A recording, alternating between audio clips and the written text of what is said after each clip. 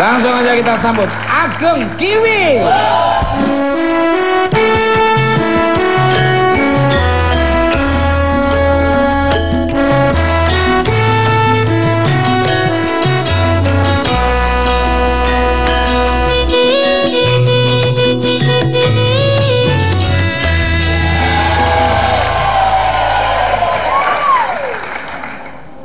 Beliau ini turun-temurun dari keluarganya orang-orang pintar semua.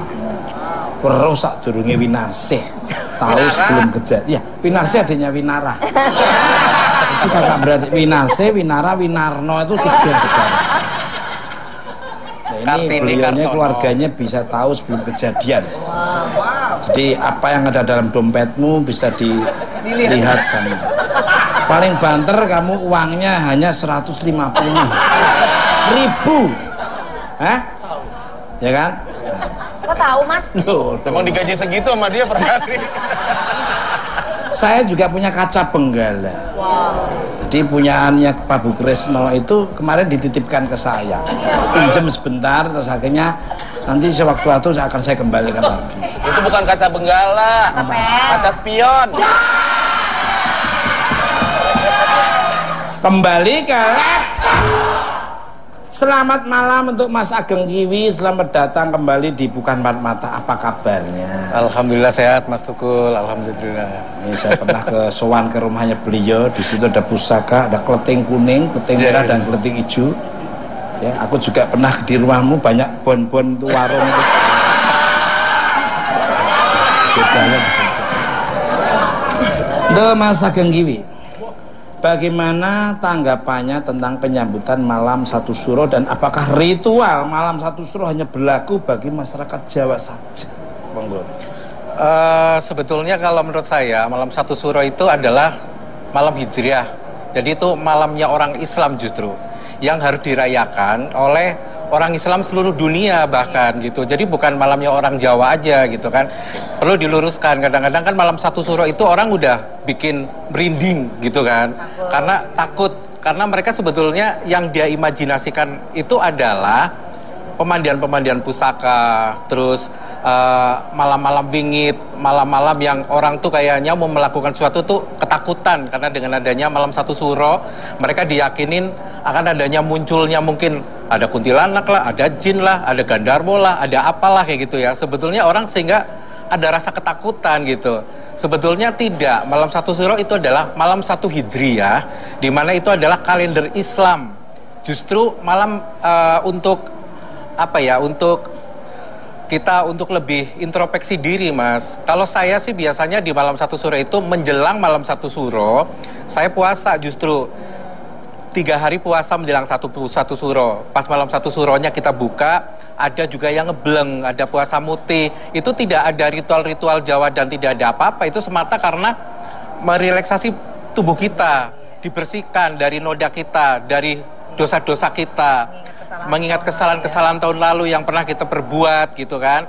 Terus itu justru perenungan, malam perenungan gitu kan.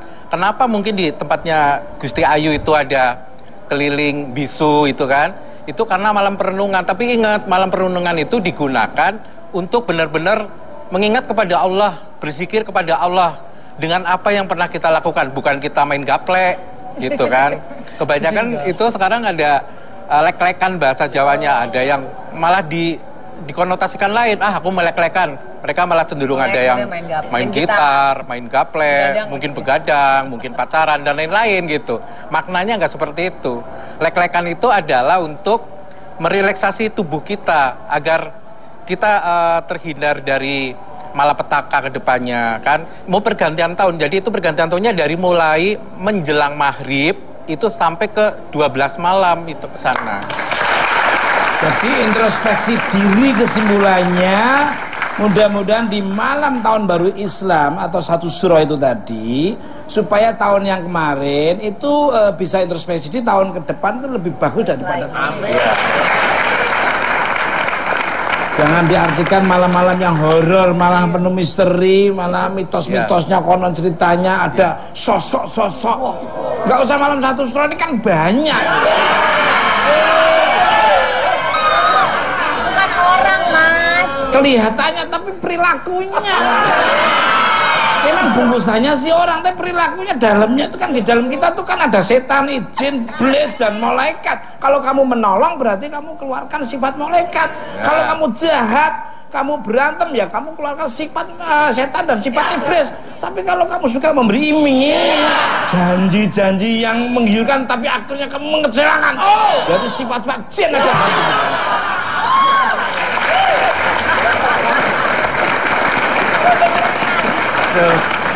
Balik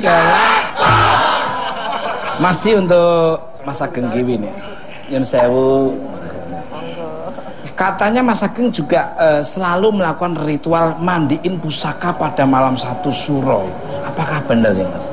Terus emang bener juga alatnya sendiri nggak dimandiin katanya. Iya Mas, betul Mas. Jadi memang kita setiap malam 1 Suro memandikan pusaka-pusaka peninggalan leluhur ya. Jadi pusaka-pusaka itu kan sama aja kayak badan kita, kayak raga kita. Raga kita itu kan ya perlu dicuci, rumah juga perlu dibersihin. Ya pas malam 1 Suro itu adalah malam tahun baru Islam, itu semua pusaka dibersihkan. Raganya, apalagi kalau yang ada di dalam biasanya suka orang bilang khodam, ada khodamnya. Ada pusaka yang tanpa khodam, ada pusaka yang ada khodamnya ya, Gus Dayu ya mungkin lebih paham. Nah itu biasanya itu dimandikan secara bersih biar raganya itu enak dilihat seperti itu. Nah, untuk pusaka sendiri itu sebetulnya kayak keris, itu mereka punya makna-makna tertentu. Misalkan ada pegangan keris, itu biar kita selalu kenceng gandulan waton. Agar selalu kuat sama cobaan, sama himpitan, misalkan kayak himpitan hidup ya, sama ngomongin kalian. Terus itu ada itu semua itu ada ikel itu semua penuh makna. Bahkan yang untuk mandi-mandinya misalkan ada air kelapa, ada asam, ada bunga, itu kan juga semua ada maknanya. Jadi orang Jawa itu sebetulnya banyak memberikan makna yang sangat luar biasa gitu. Bukan malam 1 Suro aja sebetulnya. Misalkan contohnya ada gini. Zaman dulu Vega pernah ngalamin nggak misalkan maghrib jangan duduk depan pintu, bukanlah setan, ya gue kan suruh masuk gitu. Terus ada lagi ibu-ibu jangan pada petan tuh kan, nari kutu. Nilainya apa? Karena takut jadi hibah, ngomongin orang. Kalau udah kumpul di ibu 3 orang kan jadinya ngomongin orang. Hal-hal gitu tuh sebetulnya sering diajarkan oleh para leluhur kita gitu. Kalau maaf kata, kalau kayak Islam itu kan sebetulnya lebih netral. Zaman dulu konon ceritanya ibu saya yang menceritakan zaman-zaman Kanjeng Sultan, Sunan Kalijogo, terus ke kerajaan, raja-raja baru, itu mereka mengajarkan Islam dengan banyak hal. Misalkan contohnya dengan melalui kinasi, tembang-tembang, misalkan kayak zaman dulu ada lirik ilir, itu kan sering dinyanyikan ya. Itu makna-makna pelajaran terhadap masyarakat itu tinggi sekali gitu loh. Apa yang dikatakan Mas Ageng Kiwi itu benar. Kamu jangan tidur di sofa. Kenapa Mas? Cepat rusak nanti. Ada tempat tidur. Ya karena kalau udah ada tempat tidur, Maya tidur di sofa. Baru dibeli, baru beli 2 kursi. Lagunya Rita Sugiarto. Sekarang udah sampai 3 kursi. Sumur aja 7 sumur. Mandi 7 sumur. Mandi 7 ya, sumur. itu ada ya. Iya. Itu malam 1 Suro. Dulu aku ngalami hal kayak gitu juga. Pemirsa, seperti apa Ageng Kiwi melakukan ritual memandikan pusaka? Mungkin pemirsa penasaran. Makanya jangan kemana-mana, tetap di Bukan Mak.